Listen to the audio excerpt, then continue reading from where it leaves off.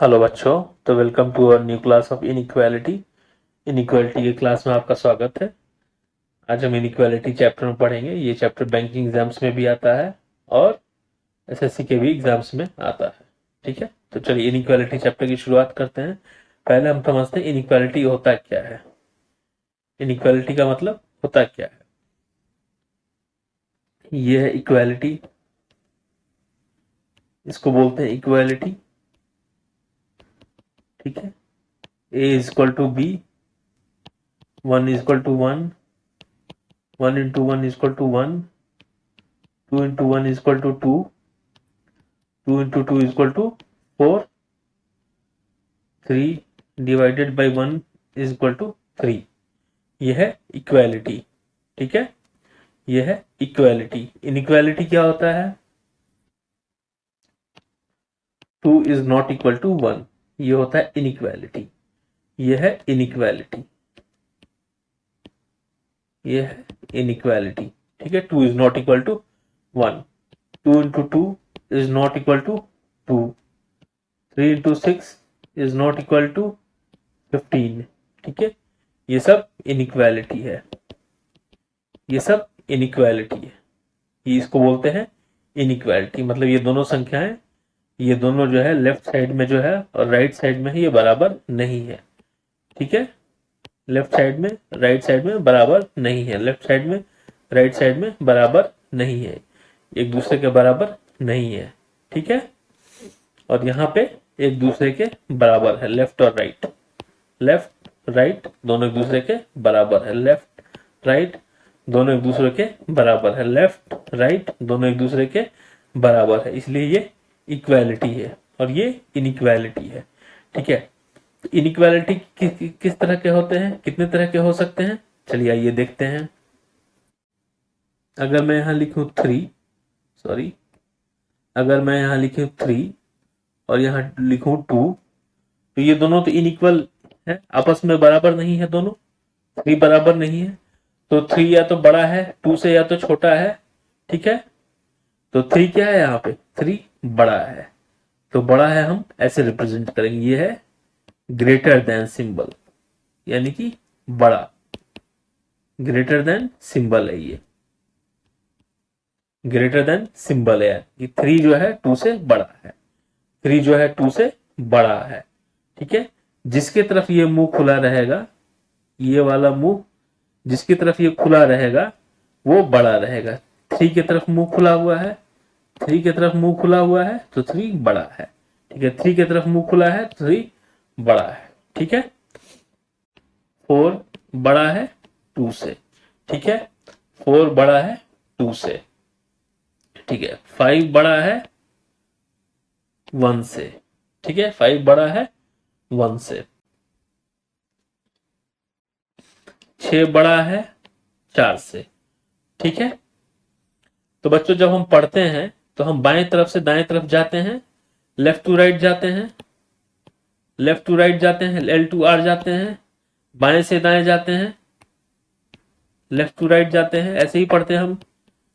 ठीक है, left to right जाते हैं हम, लेफ्ट टू राइट जाते हैं तो हम पढ़ते हैं। ठीक है, बाएं से लेके हम दाएं जाते हैं तो हम पढ़ते हैं। ठीक है, तो ये 4 जो है 2 से बड़ा है, 5 जो है 1 से बड़ा है, 6 जो है 4 से बड़ा है। चलिए अब हम देखते हैं कि मान लीजिए कोई छोटा होगा तो उसको कैसे रिप्रेजेंट करेंगे। 3 और 2 को कैसे, सॉरी, 3 और 6 को कैसे रिप्रेजेंट करेंगे। 3 छोटा है 6 से, तो 3 छोटा है तो इसको ऐसे रिप्रेजेंट करेंगे। ठीक है, 3 छोटा है तो इसको ऐसे रिप्रेजेंट करेंगे। 4 छोटा है 10 से तो इसको ऐसे रिप्रेजेंट करेंगे। ठीक है, 5 छोटा है 11 से तो इसको ऐसे रिप्रेजेंट करेंगे। जो छोटा है उसकी तरफ मुंह बंद रहेगा, जो छोटा है उसकी तरफ ये मुंह बंद रहेगा। ठीक है, जो छोटा है उसकी तरफ मुंह बंद रहेगा। ठीक है, अब हमें मान लीजिए कोई वेरिएबल नंबर दिया है। वेरिएबल नंबर किसे बोलते हैं, जैसे ए है, बी है, सी है, डी है, या कुछ भी, जेड है, कुछ भी हो सकता है वेरिएबल नंबर। वेरिएबल नंबर दिया है, उसका एग्जैक्ट वैल्यू हमें नहीं पता है। ठीक है, तो उसको कैसे रिप्रेजेंट कर सकते हैं। ठीक है, हमें मान लीजिए अगर दिया है कि ए और बी के बीच में संबंध के बारे में दिया है कि ए बी से बड़ा भी हो सकता है, बराबर भी हो सकता है, तो उसको हम ऐसे रिप्रेजेंट करेंगे। ये सिंबल है, बड़ा भी हो सकता है बी से और बराबर भी हो सकता है। जैसे कि अगर ए का वैल्यू 4 है और बी का भी वैल्यू 4 है तो बी का भी वैल्यू 4 है तो दोनों बराबर है। अगर मान लीजिए ए का वैल्यू 5 है और बी का वैल्यू 3 है तो ए बी से बड़ा होगा, ठीक है, ए यहाँ पे ग्रेटर देन बी होगा, ठीक है। और ए का वैल्यू अगर मान लीजिए 6 है और बी का वैल्यू 2 है तो भी ए बड़ा होगा बी से, ठीक है। और ए का वैल्यू अगर मान लीजिए 3 है और बी का वैल्यू भी 3 है तो भी ए बराबर होगा बी से। ए या तो बी से बड़ा है या तो बराबर है, ए या तो बी से बड़ा होगा या तो बराबर होगा, ठीक है। लेकिन ए का वैल्यू अगर मान लीजिए 6 है और बी का वैल्यू मान लीजिए अगर 8 है तो ए तो छोटा हो जा रहा है बी से, जो कि अलाउड नहीं है, जो कि गलत हो जाएगा। क्योंकि यहाँ पे क्या दिया है, यहाँ दिया है ए या तो बड़ा है बी से या तो बराबर है, तो ए छोटा नहीं हो सकता है, तो ये रॉन्ग हो जाएगा, ये रॉन्ग हो जाएगा, ठीक है। ये देते हैं उन केसेस में जब ए का और बी का वैल्यू हमें नहीं पता है, ये वेरिएबल है, ठीक है, ये वेरिएबल है, ए और बी का वैल्यू हमें नहीं पता है। चलिए और देखते हैं। मान लीजिए दिया है C is less than equal to D, तो सी का वैल्यू क्या हो सकता है, सी का वैल्यू अगर 4 है और डी का वैल्यू 5 है तो ये ठीक है, सी यहाँ छोटा है, बिल्कुल ठीक है। ये अगर सी का वैल्यू 5 है, डी का वैल्यू 7 है तो सी छोटा है, ये भी बिल्कुल ठीक है, ठीक है। सी का वैल्यू 10 है और डी का वैल्यू 8 है तो ये भी ठीक है। सी का वैल्यू अगर 6 है और डी का वैल्यू 6 है तो ये भी ठीक है, क्योंकि सी या तो छोटा होगा या तो डी से बराबर होगा, सी या तो छोटा होगा या तो डी से बराबर होगा, ठीक है। लेकिन अगर दे कि सी का वैल्यू 7 है और डी का वैल्यू यहाँ पे अगर दे दे कि 5 है तो सी तो यहाँ बड़ा हो गया, सी बड़ा हो गया डी से, जो कि अलाउड नहीं है। सी का वैल्यू या तो छोटा होगा डी से या तो बराबर होगा डी के, तो ये गलत हो जाएगा, ये गलत हो जाएगा। तो इसको हम लोग बोलते हैं less than equal to sign, less than और इक्वल टू साइन, ठीक है, लेस देन और इक्वल टू साइन, कम या बराबर, कम या बराबर का प्रतीक, साइन मतलब प्रतीक, कम या बराबर का प्रतीक, ठीक है। और यह है ग्रेटर देन इक्वल टू का, यह है ग्रेटर देन या इक्वल टू, यानी कि बड़ा या बराबर, बड़ा या बराबर, ग्रेटर देन इक्वल टू, ठीक है। तो चलिए मैं साइंस का एक लिस्ट बनाता हूं यहां पे, ठीक है। ये है, हम लेफ्ट से राइट पढ़े हैं बच्चों, ठीक है, लेफ्ट से राइट पढ़ते हैं हम। ये बच्चों मैंने साइंस बना दिया है, ठीक है। ये है पहला ग्रेटर देन, ठीक है, ग्रेटर देन है मतलब बड़ा, ए बी से बड़ा है, जैसे कि ए बी से बड़ा है, ठीक है। दूसरा है लेसर देन, ठीक है, दूसरा लेसर देन, जैसे ए बी से छोटा है, ठीक है। तीसरा है बड़ा या बराबर, बड़ा या बराबर, तो बड़ा या बराबर है A greater than equal to B कह सकते हैं। चौथा है छोटा या बराबर, ठीक है, तो A less than equal to B कह सकते हैं। पांचवा है बराबर, ए बी के बराबर है। छठा है not greater than, A is not greater than, A is not greater than, A बड़ा नहीं है, तो क्या है ए इसको ऐसे भी बोल सकते हैं कि ए, चलिए मैं इसको नेक्स्ट पेज पे समझाता हूं आपको, ये बाकी के सिंबल्स।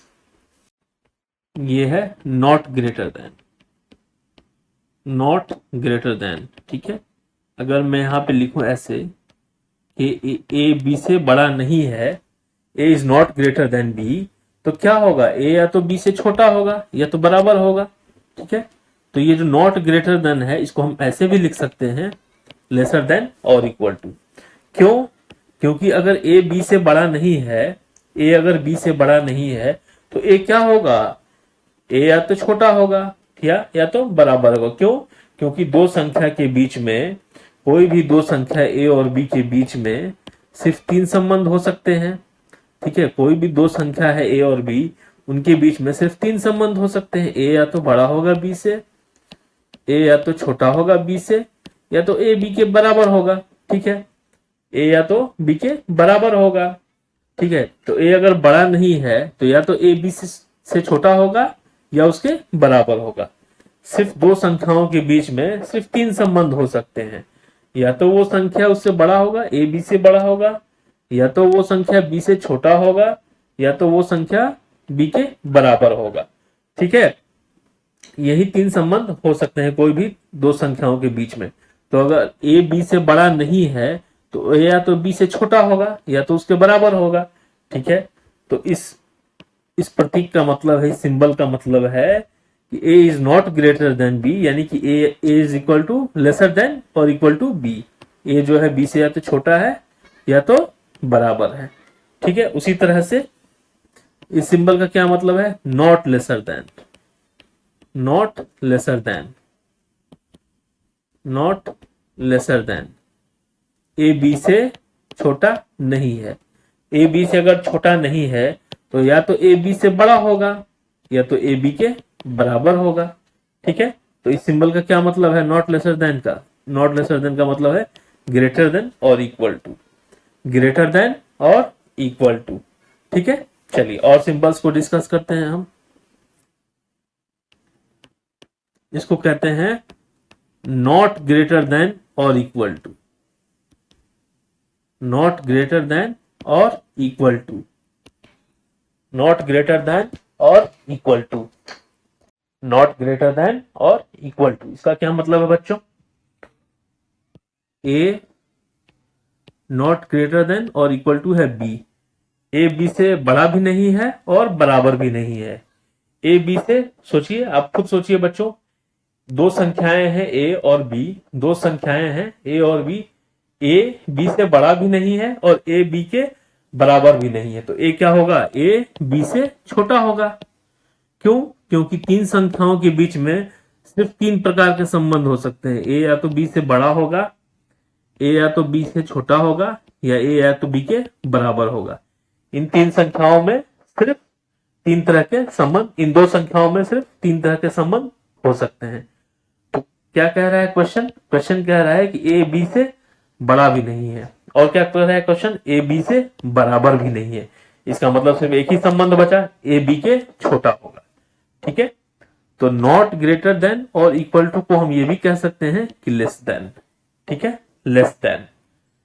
ठीक है, चलिए next symbol, not less than और equal to, not less than और equal to, A is not less than और equal to, A is not less than equal to.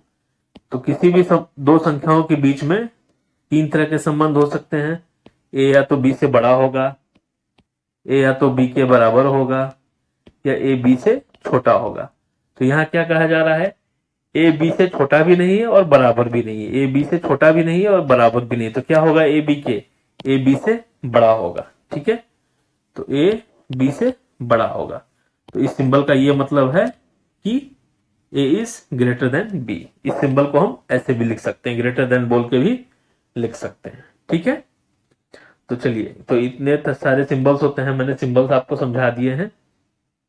अब हम समझते हैं कि कुछ ट्रिक्स, मैं कुछ कॉन्सेप्ट समझा दूं ताकि इनइक्वालिटी के जो भी सवाल आएंगे, ठीक है, इनइक्वालिटी के जो भी सवाल आएंगे वो आप आसानी से कर सकें। चलिए, तो मैं पहले आपको फैमिली ऑफ सिंबल्स के बारे में बताता हूँ, फैमिली ऑफ सिंबल्स के बारे में बताता हूँ। ये फैमिली ऑफ सिंबल्स है। ठीक है, इसको बोलते हैं हम ग्रेटर देन फैमिली। ठीक है, ग्रेटर देन फैमिली में क्या क्या है, ग्रेटर देन, ये हमारा फैमिली ऑफ सिंबल्स है। ठीक है, दो फैमिली है हमारे पास। ठीक है, दो फैमिली है, family number 1 greater than family, family number 2 smaller than family. ठीक है, दो फैमिली है हमारे पास, एक ग्रेटर देन फैमिली है, एक स्मॉलर देन फैमिली है। ठीक है, तो फैमिली में, ग्रेटर देन फैमिली में कौन कौन मेंबर है, ग्रेटर देन मेंबर है, ग्रेटर देन इक्वल टू और इक्वल टू, तीन मेंबर्स है ग्रेटर देन फैमिली में। स्मॉलर देन फैमिली में भी तीन मेंबर्स हैं, स्मॉलर देन और इक्वल टू। ठीक है, इक्वल टू जो है वो कॉमन मेंबर है दोनों फैमिली में। ठीक है, इक्वल टू जो है वो कॉमन मेंबर है दोनों फैमिली में। ठीक है, इक्वल टू जो है वो कॉमन मेंबर है दोनों फैमिली में। दो फैमिली है हमारे सिंबल्स के, दो फैमिली होते हैं। ठीक है, पहला है ग्रेटर देन फैमिली, पहला है ग्रेटर देन फैमिली और दूसरा है स्मॉलर देन फैमिली। ठीक है। ग्रेटर देन फैमिली के 3 मेंबर्स हैं, परिवार के 3 सदस्य हैं। ग्रेटर देन परिवार के 3 सदस्य हैं। ग्रेटर देन बड़ा, ग्रेटर देन इक्वल टू बड़ा या बराबर, इक्वल टू यानी कि बराबर। स्मॉलर देन फैमिली के भी 3 मेंबर्स हैं, स्मॉलर देन और इक्वल टू, ठीक है, 3 मेंबर्स हैं। अच्छा, ये फैमिली ऐसी है कि इसमें सारे मेंबर्स इक्वली इंपॉर्टेंट नहीं है, सब सारे मेंबर्स बराबर तरीके से महत्वपूर्ण नहीं है। कोई मेंबर ज्यादा महत्वपूर्ण है, कोई मेंबर कम महत्वपूर्ण है। ऐसी फैमिली है ये कि कोई मेंबर की महत्व ज्यादा है और किसी मेंबर का महत्व, किसी सदस्य का महत्व कम है। सबसे ज्यादा महत्वपूर्ण सदस्य है ये, ठीक है। ग्रेटर देन फैमिली का भी हम फिर बात करेंगे। तो ग्रेटर देन सबसे इंपॉर्टेंट सदस्य है। ये कैसे इंपॉर्टेंट है और इसका क्या इस्तेमाल होगा आगे प्रश्नों में, वो मैं आपको बताऊंगा, ठीक है। ये क्यों इंपॉर्टेंट है सबसे ज्यादा और इसका क्या इस्तेमाल होगा आगे के प्रश्नों में मैं आपको समझाऊंगा। अभी बस इतना समझ लीजिए कि जो दोनों परिवार है, ग्रेटर देन फैमिली और स्मॉलर देन फैमिली, जो दोनों परिवार है, इसमें सारे सदस्य इक्वली बराबर तरीके से महत्वपूर्ण नहीं है। कोई ज्यादा महत्वपूर्ण है, कोई कम महत्वपूर्ण है। सबसे ज्यादा महत्वपूर्ण, अभी सिर्फ ग्रेटर देन फैमिली की अगर हम बात करें तो सबसे ज्यादा महत्वपूर्ण ये है ग्रेटर देन। दूसरा जो महत्वपूर्ण सदस्य है वो है ग्रेटर देन और इक्वल टू, और तीसरा जो महत्वपूर्ण सदस्य है वो है इक्वल टू यानी कि बराबर। स्मॉलर देन फैमिली की भी अगर हम बात करें तो जो सबसे महत्वपूर्ण सदस्य है वो है स्मॉलर देन, उससे जो कम महत्वपूर्ण है वो है स्मॉलर देन और इक्वल टू, और जो तीसरा सबसे महत्वपूर्ण है वो है इक्वल टू, ठीक है। तो ये हो गई महत्वपूर्ण की बात, ठीक है। सबसे महत्वपूर्ण जो है ग्रेटर देन फैमिली में ग्रेटर देन का सिंबल है, उसके बाद ग्रेटर देन इक्वल टू, और तीसरा सबसे महत्वपूर्ण है इक्वल टू। अभी बस इतना जान लीजिए, फिर मैं आपको समझाऊंगा इसका कैसे इस्तेमाल करना है। स्मॉलर देन फैमिली में सबसे महत्वपूर्ण है स्मॉलर देन, उसके बाद स्मॉलर देन इक्वल टू, और तीसरा है इक्वल टू, ठीक है। चलिए अब हम आगे बढ़ते हैं। मान लीजिए बच्चों हमें एक प्रश्न दिया गया हो, ऐसा ये प्रश्न दिया गया है, ये स्टेटमेंट दिया गया है, प्रश्न ये नहीं है। प्रश्न ये है कि ए ग्रेटर देन सी होगा, ट्रू और फॉल्स बताइए, या ए ग्रेटर देन इक्वल टू सी होगा, या ए सी के बराबर होगा। इसमें कौन सा ट्रू है, ठीक है, इसमें कौन सा ट्रू है यह बताना है। ये स्टेटमेंट हमें दिया गया है और ये ट्रू है या ये ट्रू है या ये ट्रू है, ये हमें बताना है, ठीक है, ये हमें बताना है, ठीक है। तो बच्चों इस तरह के क्वेश्चन को सॉल्व करने के लिए हम क्या करेंगे कि हम मान लेंगे कि एक ट्रेन चल रही है। हम मान लेंगे कि ए एक पॉइंट है, स्टार्टिंग पॉइंट है जहां से एक ट्रेन चल रही है, और सी, क्योंकि ए और सी के बीच में हमें तुलना करना है, ए और सी के बीच में हमें तुलना करना है, ए और सी के बीच में हमें तुलना करना है, तो हम क्या करेंगे, हम मान लेके चलेंगे ए एक स्टेशन है, स्टार्टिंग स्टेशन, और सी जो है एंडिंग स्टेशन, सी जो है खत्म होने वाला स्टेशन है, रेलवे स्टेशन, ठीक है, रेलवे स्टेशन है। ए स्टार्टिंग स्टेशन है और सी जो है अंतिम स्टेशन है, ठीक है। और ए और सी के बीच में एक ट्रेन चल रही है, ए और सी के बीच में एक ट्रेन चल रही है।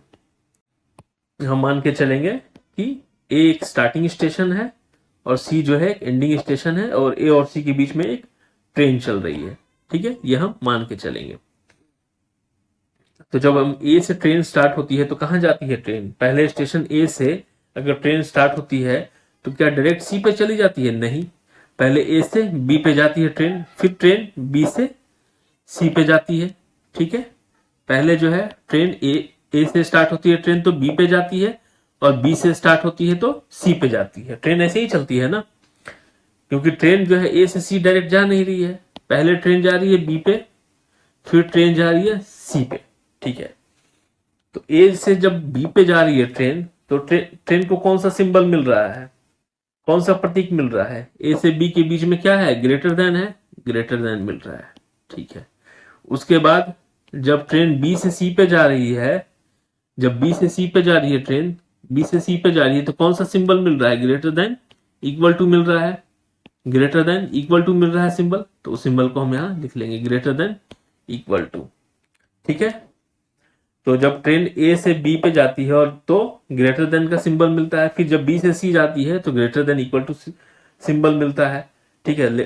तो ए से सी के जाने में 2 सिंबल मिलता है, एक ग्रेटर देन मिलता है और ग्रेटर देन इक्वल टू मिलता है। जो ट्रेन जो है ए से शुरू होके जब सी पे जाती है तो इसको 2 सिंबल मिलता है ट्रेन को, दो दो ऑब्स्टिकल मिलता है या सिंबल मिलता है, दो प्रतीक मिलते हैं, एक ग्रेटर देन का, एक ग्रेटर देन इक्वल टू का। ठीक है, और मैंने जैसे बच्चों आपको अभी समझाया है कि ग्रेटर देन और ग्रेटर देन इक्वल टू जो है एक ही फैमिली के सदस्य हैं, ग्रेटर देन फैमिली के सदस्य हैं। ठीक है, ग्रेटर देन और ग्रेटर देन इक्वल टू एक ही फैमिली के सदस्य हैं, ग्रेटर देन फैमिली के सदस्य हैं, लेकिन इस सदस्य में ग्रेटर देन की इंपॉर्टेंस ज्यादा है, का महत्व ज्यादा है ग्रेटर देन इक्वल टू से। इस फैमिली में ग्रेटर देन का महत्व ग्रेटर देन इक्वल टू से ज्यादा है।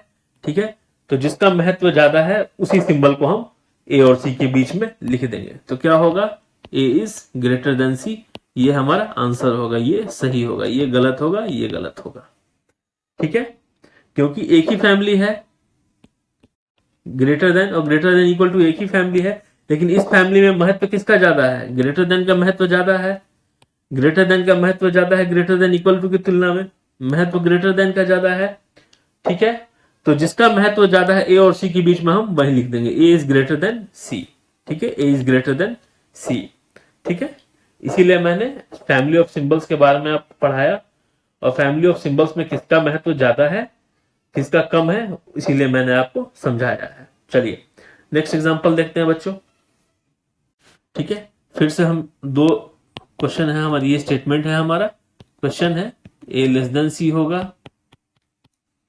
कि ए लेस देन इक्वल टू सी होगा, कि ए सी के बराबर होगा। ठीक है, ये क्वेश्चंस हैं हमारे, क्वेश्चन का आंसर देना है। तो हमें बेसिकली क्या करना है बच्चों, हमें ए और सी के बीच में कंपैरिजन करना है, ए और सी के बीच में क्या संबंध है उस संबंध को जानना है। ठीक है, उस संबंध को जब जानेंगे तभी हम इन प्रश्नों का उत्तर दे पाएंगे। ठीक है, ए और सी के बीच में क्या संबंध है, इस संबंध को जब हम जानेंगे तभी हम इन प्रश्नों का उत्तर दे पाएंगे। ठीक है बच्चों, तो संबंध को कैसे जानेंगे, बस ए को हम स्टार्टिंग स्टेशन बना देंगे, शुरुआत होने वाला स्टेशन बना देंगे ए को, और सी को जो है लास्ट स्टेशन बना देंगे, अंतिम स्टेशन बना देंगे, और एक ट्रेन चलाएंगे हम ए से सी के प्रति। ठीक है, ए से सी पे हम एक ट्रेन चलाएंगे। तो जब हम ए से सी पे जाएंगे तो हम पहले बी पे पहुंचेंगे, पहले हम बी पे पहुंचेंगे।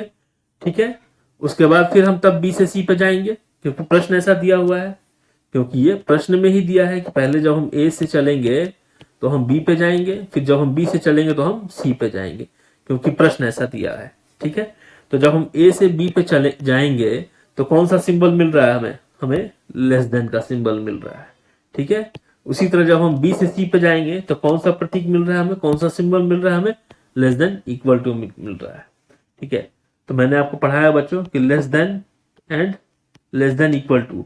ठीक है, ये किस फैमिली के सदस्य हैं, किस फैमिली के सदस्य हैं, स्मॉलर देन फैमिली के सदस्य हैं, स्मॉलर देन फैमिली के सदस्य हैं ये। ठीक है, इस फैमिली में इन दोनों के बीच में ज्यादा महत्वपूर्ण कौन है, लेस देन और लेस देन इक्वल टू में ज्यादा महत्वपूर्ण कौन है, लेस देन ज्यादा महत्वपूर्ण है, लेस देन ज्यादा महत्वपूर्ण है। तो ए और सी के बीच में जो दो सिंबल मिले हैं लेस देन और लेस देन इक्वल टू में, उसमें जो ज्यादा महत्वपूर्ण है वो ए और सी के बीच में आ जाएगा। ठीक है, ए और सी के बीच का संबंध हमें पता चल गया, ए और सी के बीच का संबंध हमें पता चल गया, तो ये सही होगा और ये दोनों ऑप्शन गलत होगा। ये दोनों विकल्प, विकल्प 2 और विकल्प 3 गलत होगा, विकल्प 1 सही होगा। ठीक है, चलिए बच्चों, तो क्वेश्चंस, कुछ और क्वेश्चंस मैं देता हूं आपको समझाने के लिए। ये स्टेटमेंट दिया गया है हमें, ठीक है, और ए और डी के बीच का संबंध हमें बताया, पूछा गया है हमसे। हाँ, ये स्टेटमेंट दिया गया है बच्चों हमें, और ए और डी के बीच का संबंध हमसे पूछा जा रहा है। हाँ, तो स्टेटमेंट दिया गया है बच्चों, और हमसे एक प्रश्न पूछा गया है, इनफैक्ट 3 प्रश्न पूछे गए हैं कि ए और डी के बीच में ये सही होगा, या ये सही होगा, या ये सही होगा। ठीक है, कौन सा ए और डी के बीच में सही होगा। चलिए, तो इस क्वेश्चन को हम सॉल्व करने के लिए क्या करेंगे, हम फिर से वही करेंगे। पहला स्टेशन हम बनाएंगे ए, ठीक है, और अंतिम स्टेशन है डी। तो हमें डी से ट्रेन को स्टार्ट करना है, ए से हमें ट्रेन को शुरू करना है और डी पे खत्म करना है। पहला स्टेशन है ए और अंतिम स्टेशन है डी। ठीक है, तो जब हम ट्रेन को ए से चला रहे हैं तो सबसे पहले कहां पहुंचेंगे, बी पे पहुंचेंगे। ठीक है, बी पे पहुंचेंगे हम, तो बी पे हमें कौन सा सिंबल मिल रहा है, ग्रेटर देन का सिंबल मिल रहा है। फिर हम बी से ट्रेन को चलाएंगे तो हम कहां पहुंचेंगे, हम पहुंचेंगे सी पे। ठीक है, अब हम पहुंचेंगे सी पे। सी पे पहुंचने के बाद हमें कौन सा सिंबल मिल रहा है बी और सी के बीच में, ग्रेटर देन इक्वल टू का सिंबल मिल रहा है। फिर हम सी से ट्रेन को चलाएंगे बच्चों, ठीक है, तो हम कहां पहुंचेंगे, हम डी पे पहुंचेंगे। डी पे पहुंचने के बाद सी और डी के बीच में हमें क्या सिंबल मिल रहा है, इक्वल टू का सिंबल मिल रहा है। ठीक है, तो तीन सिंबल्स हमें मिल रहे हैं, हमें ग्रेटर देन मिल रहा है, हमें ग्रेटर देन इक्वल टू मिल रहा है, और हमें इक्वल टू का सिंबल मिल रहा है। तीन सिंबल मिल रहे हैं। ये तीनों सिंबल जो है बच्चों, ये जो है, ये तीनों सिंबल हैं ग्रेटर देन और इक्वल टू फैमिली के, ग्रेटर देन फैमिली के सिंबल है ये। ठीक है, ग्रेटर देन फैमिली के सिंबल है ये, ग्रेटर देन फैमिली के ये सिंबल है। ठीक है, ये तीनों। लेकिन इन तीनों में सबसे ज्यादा इंपॉर्टेंट, सबसे ज्यादा महत्वपूर्ण सिंबल कौन सा होगा इस फैमिली में, सबसे ज्यादा महत्वपूर्ण ये होगा, सबसे ज्यादा महत्वपूर्ण ये होगा। तो ए और डी के बीच में क्या प्रिवेल करेगा, क्या होगा, ए और डी के बीच में ए ग्रेटर देन डी होगा। क्यों, क्योंकि सबसे महत्वपूर्ण सिंबल ये है। ठीक है, तो ए ग्रेटर देन डी होगा ए और डी के बीच में। ठीक है, आंसर इसका ये होगा, बाकी ये गलत है दोनों। ठीक है, चलिए कुछ और एग्जांपल्स देखते हैं बच्चों।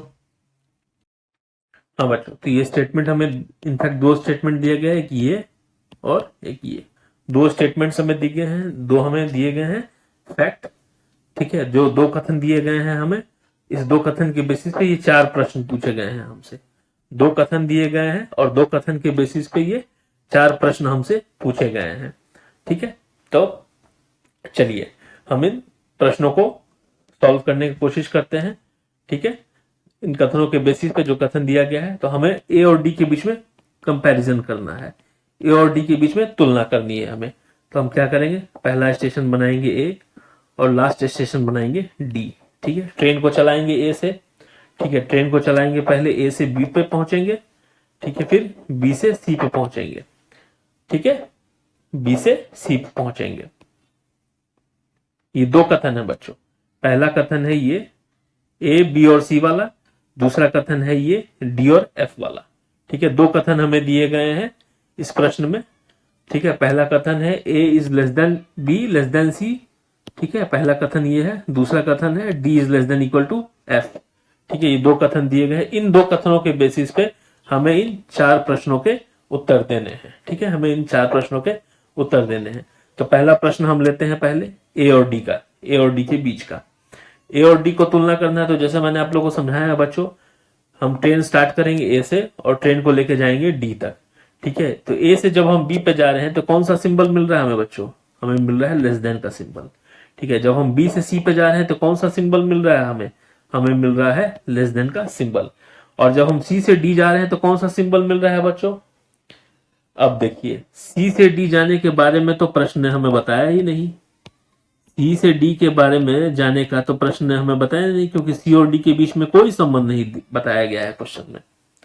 प्रश्न में सी और डी के बीच में कोई संबंध बताया गया है, नहीं बताया गया। ए और बी के बीच में संबंध है, बी और सी के बीच में संबंध है। ठीक है,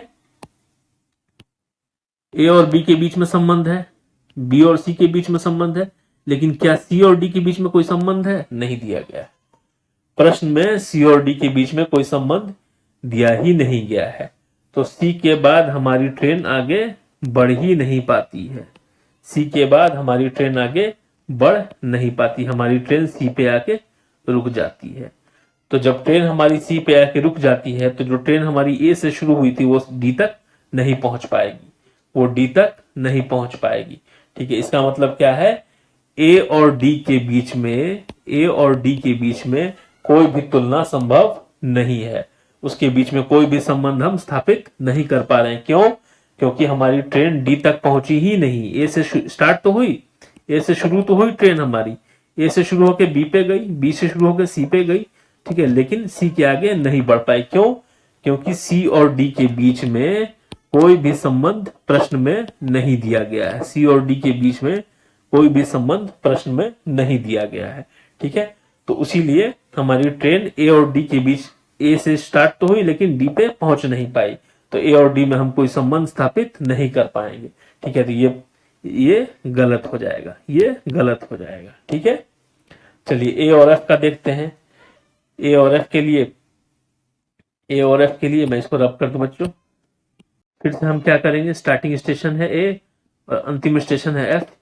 ए से हम पहले बी पे जाएंगे, ठीक है, बी से हम सी पे जाएंगे, ठीक है, और सी से हम आगे बढ़ ही नहीं पाएंगे क्योंकि सी से न डी का संबंध दिया है न एफ का संबंध दिया है।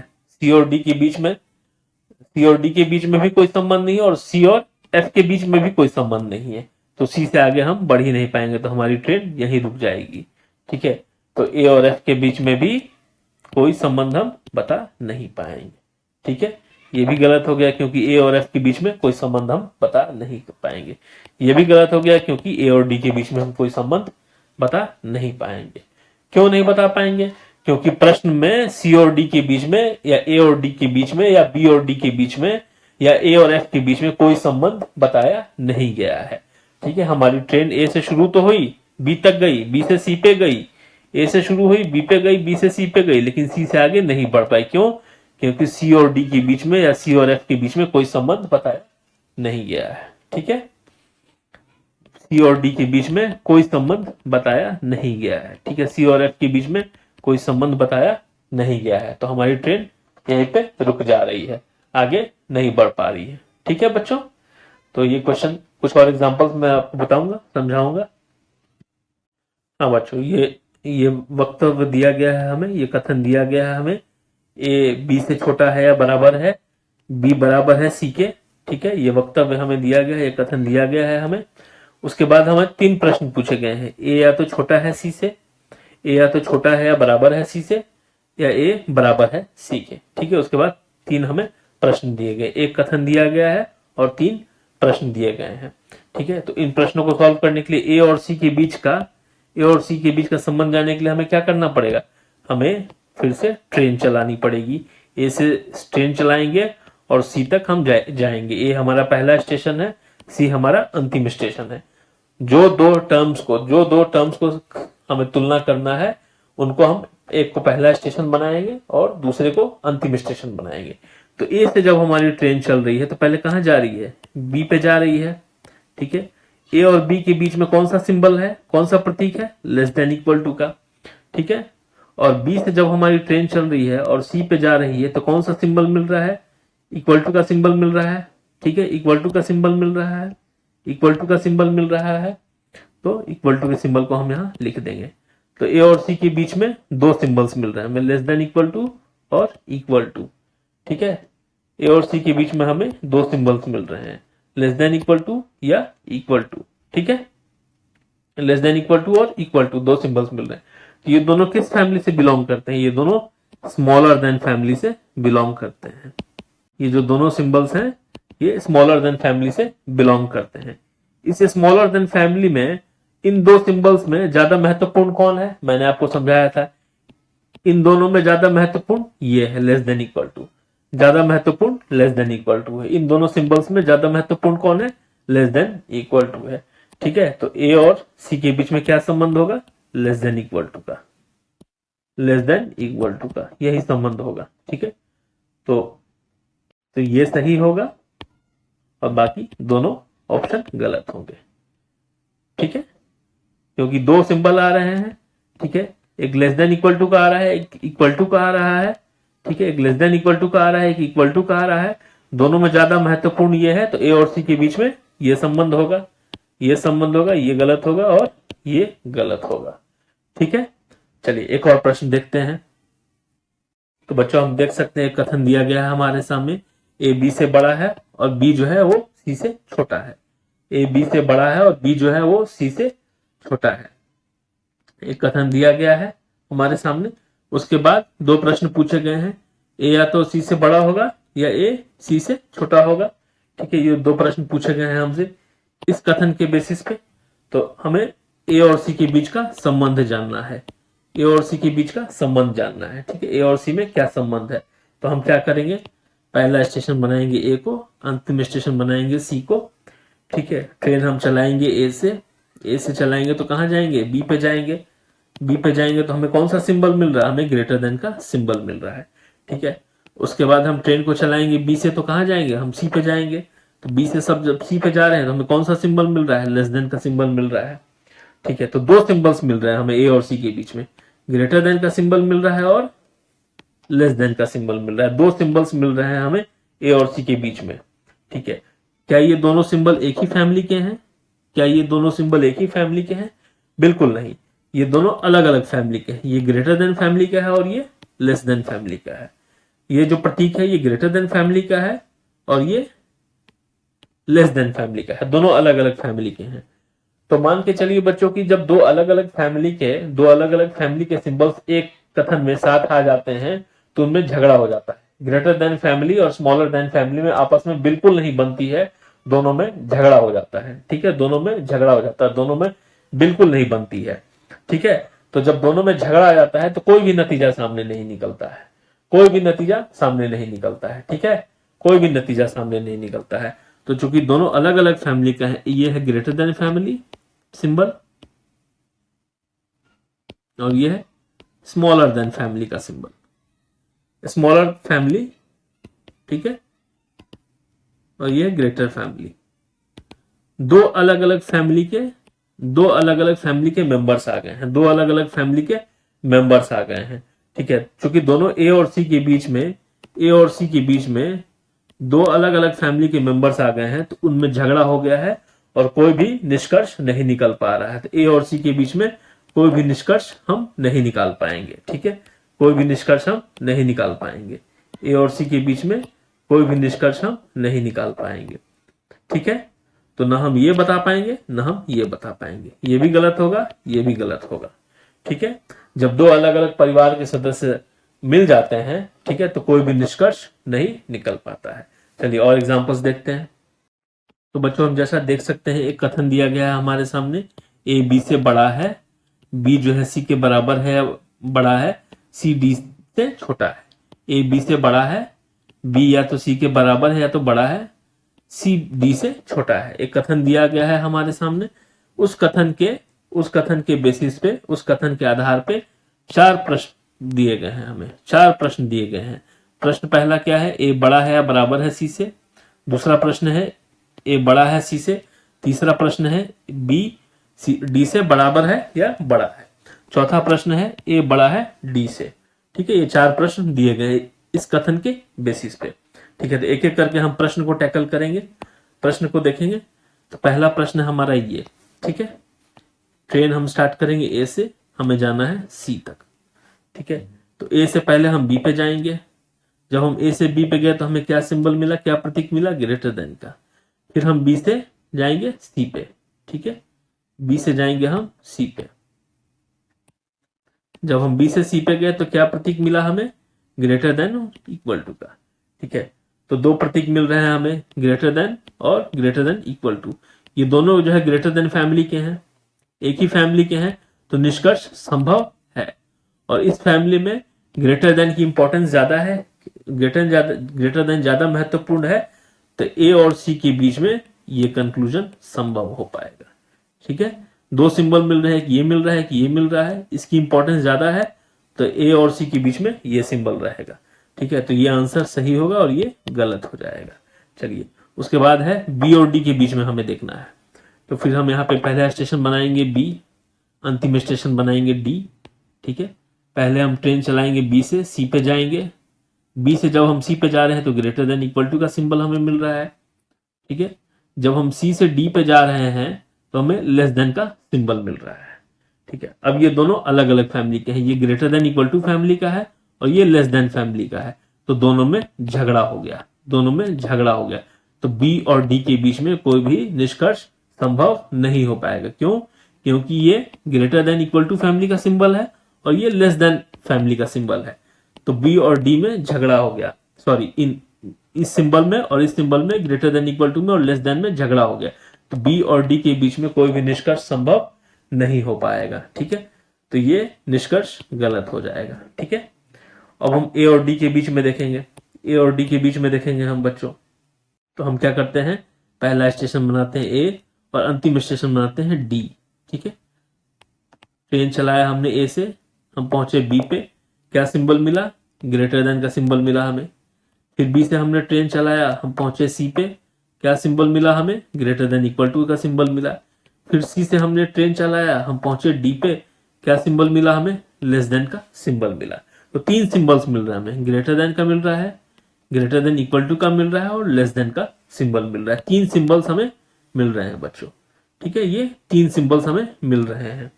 लेकिन बच्चों ये 3 सिंबल्स में ये तो ग्रेटर देन, ये दोनों एक ही फैमिली के हैं, ये ग्रेटर देन है और ग्रेटर देन इक्वल टू है, लेकिन ये लेस देन है, ये अलग फैमिली का है, ये अलग फैमिली का है।